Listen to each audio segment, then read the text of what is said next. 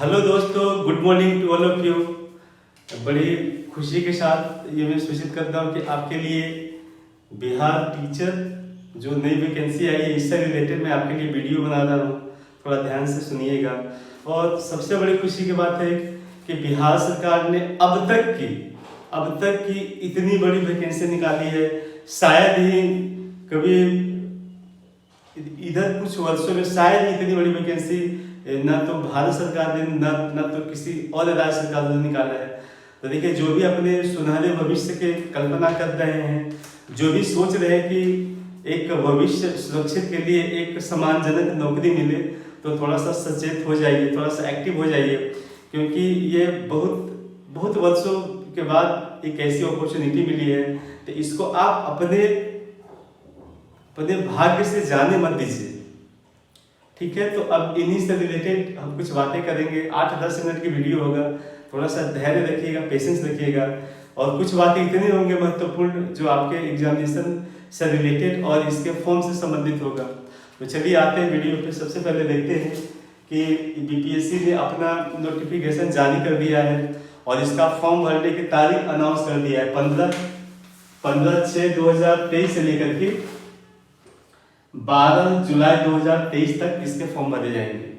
तो देखिए, अभी फॉर्म भरने में अभी थोड़ा समय है, तो कोशिश करिएगा कि इनसे रिलेटेड जो भी नोटिफिकेशन में जो भी जरूरी कागजात थे इनको व्यवस्था कर लीजिए।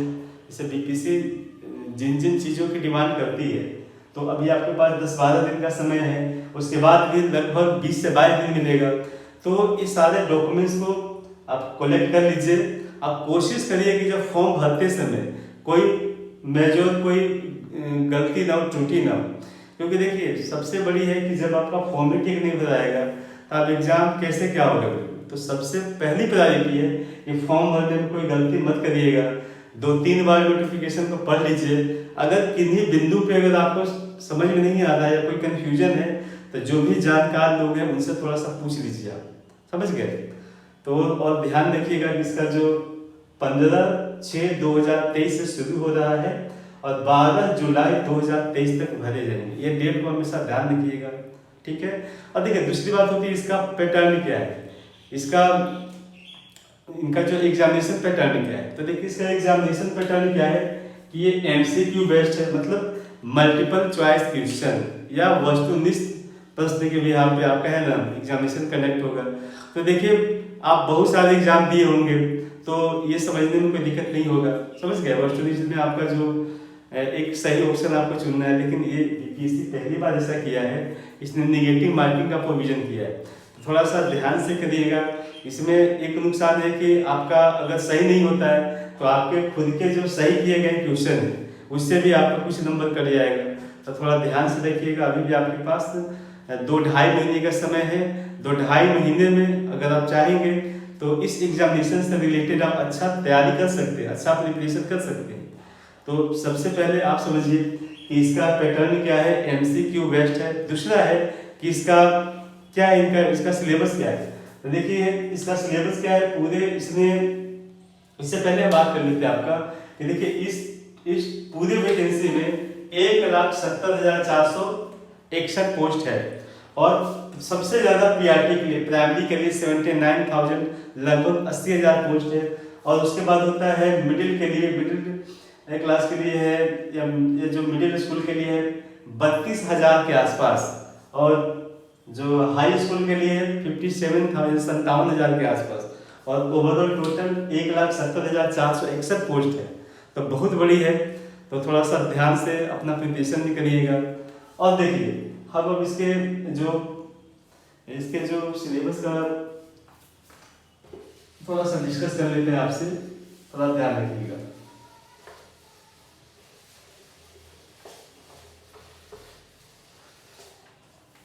देखिए, ये बीपीएससी एमसीक्यू बेस्ड होगा। आपका 2 पेपर होंगे, paper first and paper second. पहला पेपर होगा एक क्वालिफाइंग नेचर का होगा।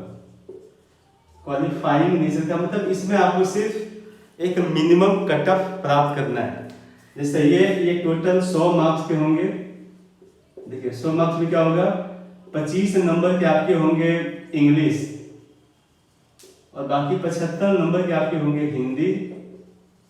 हिंदी होगा, उर्दू होगा और बांग्ला होगा।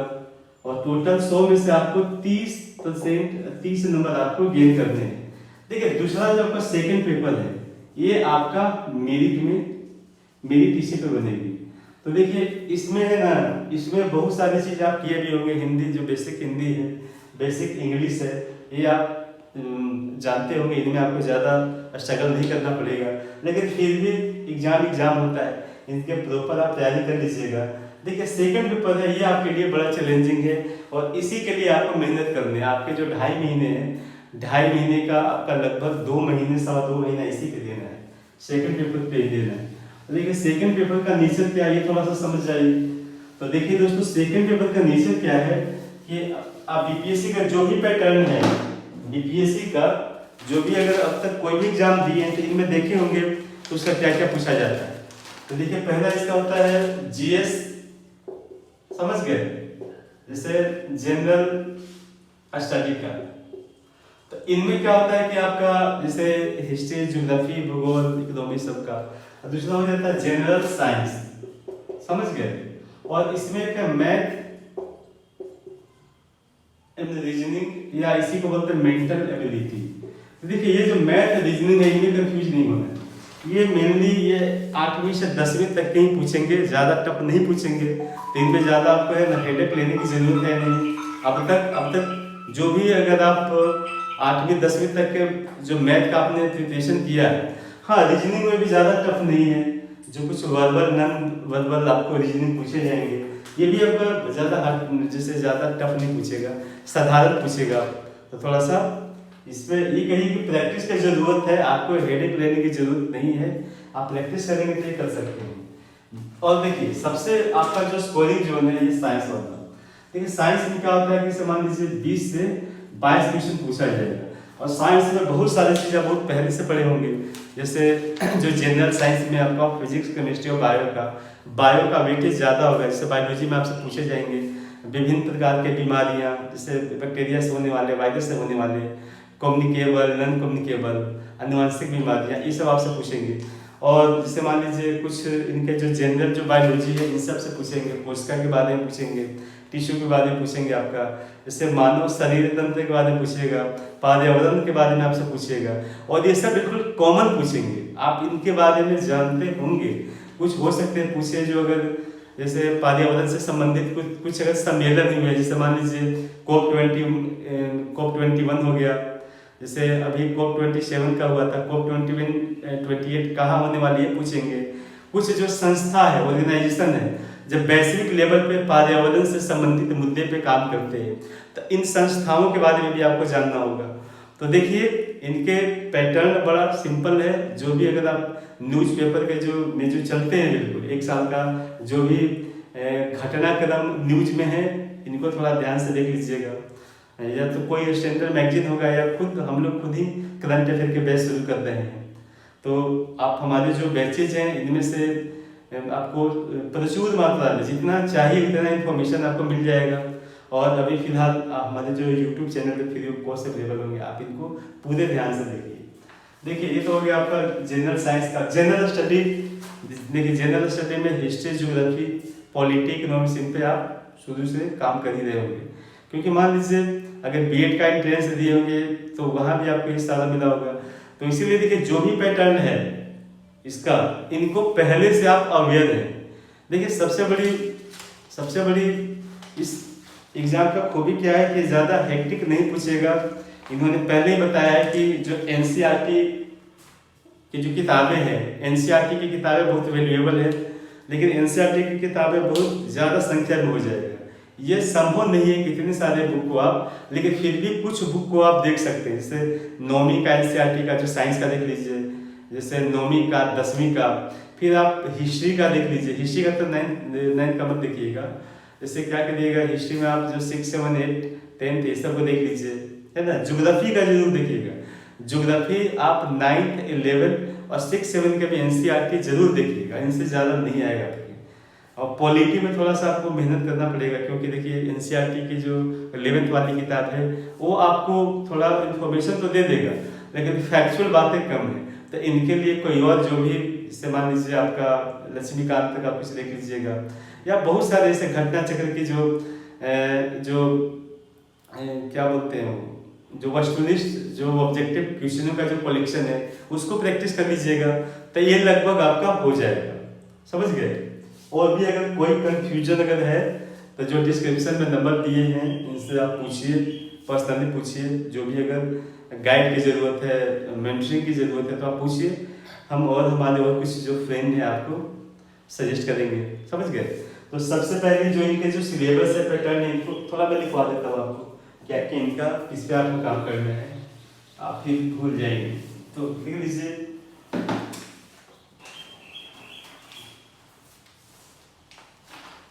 हो गया आपका general awareness. General awareness, awareness में से मान लीजिए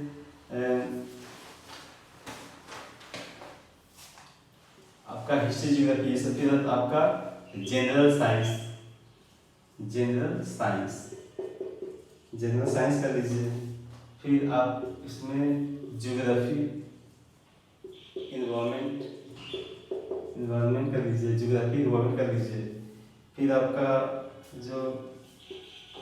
जो मेंटल एबिलिटी के लिए, एबिलिटी जो आपका रीजनिंग, और उसके बाद मैथ है।